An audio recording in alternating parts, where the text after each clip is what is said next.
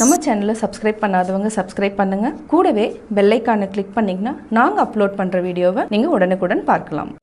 நான் இன்றைக்கி உங்களுக்கு இட்லி தோசை மாவு அரைக்கிறதுக்கு எவ்வளோ அளவுங்கிறத நான் உங்களுக்கு சொல்கிறேன். வாங்க பார்க்கலாம். இட்லி தோசை மாவு அரைக்கிறதுக்கு எவ்வளோ அளவுன்னு சொல்கிறேன், நல்லா நோட் பண்ணிக்கோங்க. இந்த கப்பில் வந்து 3 கப் போட போகிறேன். 1 2 இப்போ நம்ம 3 கப்பு போட்டாச்சு இட்லி அரிசி. இப்போ 3 கப். இதில் வந்து நம்ம அரை கப்பு வந்து உளுந்து எடுக்கணும். அதாவது 3 கப்புக்கு அரை கப் வந்து உளுந்து போடணும். அதாவது 3 கப் நம்ம எடுத்திருக்கோம். இதில் வந்து அரை கப் வந்து உளுந்து.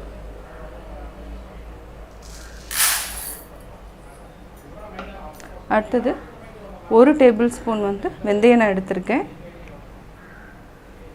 இது போதும். இதை வந்து நம்ம அரிசி கூட மிக்ஸ் பண்ணிக்கலாம். நல்லா வாஷ் பண்ணி ஒரு 4 ஹவர்ஸ் வந்து நல்லா ஊற வச்சுட்டு அதுக்கப்புறம் நம்ம அரைச்சிக்கலாம். இது ரெண்டுமே நல்லா ஊற வைக்கணும். உளுந்து வந்து உங்களுக்கு 1 ஹவர் இருந்தாவே போதும். பட் அரிசி வந்து மினிமம் வந்து 3 ஹவர்ஸ் நம்ம ஊற வச்சுட்டு இப்போ தோசை மாவு நம்ம அரைச்சிக்கலாம். நம்ம இட்லி தோசை மாவு அரைச்சிட்டோம். அதாவது நம்ம ஊற வச்சுட்டு ஒரு 5 ஹவர்ஸ் ஊற வச்சுட்டு அரைச்சிட்டு ஒரு 5 ஹவர்ஸ் வந்து புளிக்கணும். சம்மர் டைம்னால் கொஞ்சம் முன்னாடியே புளிச்சிரும். இப்போ வந்து நம்ம இப்போ நல்லா புளிச்சிருச்சுன்னா இந்த ஃபார்மில் இருக்கும், இந்த மாதிரி இருக்கும். இப்போ நீங்கள் தண்ணி ஊற்றி மிக்ஸ் பண்ணிக்கணும்.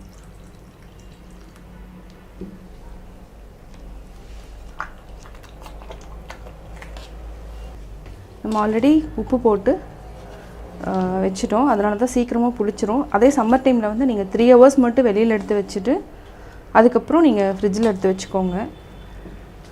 இல்லைனா வந்து ரொம்ப புளிச்சிருச்சுன்னா தோசை இட்லி வந்து அந்த புளிச்ச ஸ்மெல் வர ஆரம்பிச்சிரும். இன்னும் தண்ணி ஊற்றிக்கலாம். நம்ம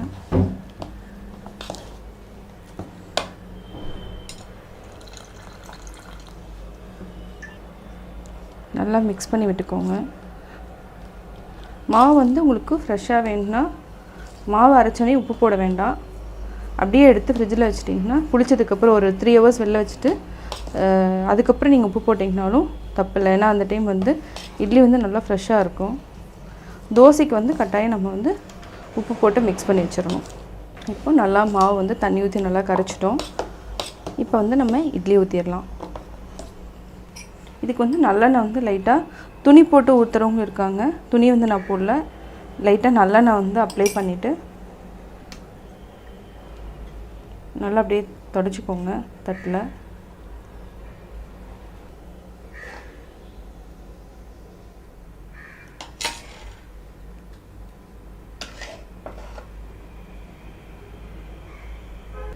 இப்போ தட்டில் நம்ம ஊற்றிட்டோம்.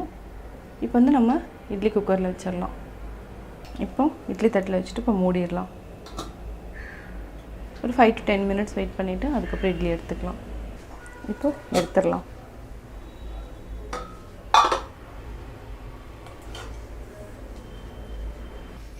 இது சின்னதாக நம்ம குட்டி ஊற்றாப்போ ஊற்ற போகிறோம். லைட்டாக எண்ணெய் போட்டுக்கலாம்.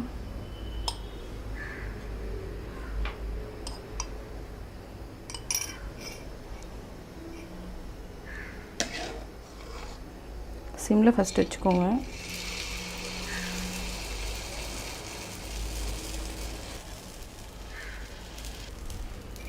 இதில் வந்து நம்ம லைட்டாக எண்ணெய் ஊற்றிக்கலாம்.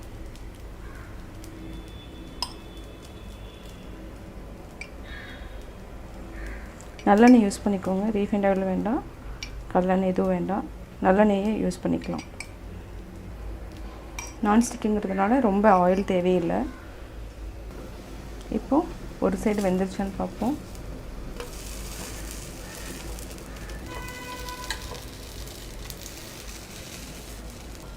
எண்ணெய் தேவைன்னா நம்ம ஆட் பண்ணிக்கலாம். பட் நான்ஸ்டிக்கு வந்து ரொம்ப தேவையில்லை, அதனால் நான் கொஞ்சமாக தான் விட்டுருக்கேன். இப்போது ஊத்தாப்பு ரெடி ஆகிடுச்சு. இப்போ சட்னி வச்சுக்கலாம். ஹாட்டாக சர்வ் பண்ணிக்கலாம். இப்போது இட்லியும் ரெடி ஆகிடுச்சு.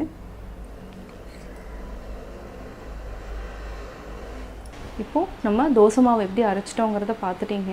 அதாவது உளுந்து வந்து ஒரு சில இடங்களில் வந்து என்னென்னா கடையில் வாங்குறது வந்து என்னென்னா அது ரொம்ப நிறையா வரும். அதுக்கு தகுந்த மாதிரி நீங்கள் அரிசி மட்டும் என்னென்னா கரெக்டாக நீங்கள் போட்டுக்கோங்க. இல்லைனா வந்து என்னென்னா இட்லி நல்லா வராது. நீங்களும் வீட்டில் ட்ரை பண்ணி பார்த்துட்டு உங்களுடைய கமெண்ட்ஸ் எனக்கு சொல்லுங்கள். பிடிச்சிருந்தா லைக் பண்ணுங்கள், மறக்காமல் சப்ஸ்கிரைப் பண்ணுங்கள்.